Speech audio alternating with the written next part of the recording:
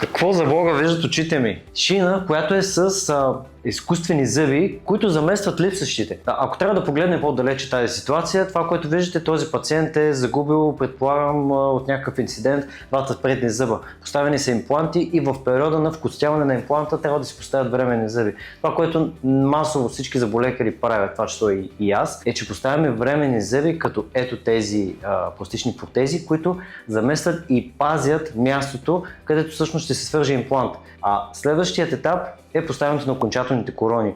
Но това тук, което са направили, повярвайте ми, естетически не би изглеждало добре, когато този човек се усмихне. Това е шина с два изкуствени зъба отпред. Шината се забелязва, зъбите не са най-доброто изпълнение, което може да се направи. Най-добре е това да се направи по отливка на индивидуалното състояние на всеки пациент. В зависимост от това каква е захапката, какви са зъбите, лицето, пропорциите. Това е най-важното, а не два фабрични зъба с една фабрична шина. Ако сте счупили предния си зъб съвсем скоро или пък са го извадили, това, което мога да ви посъветвам е да си запазите час за консултация, а заедно ще разрешим този проблем.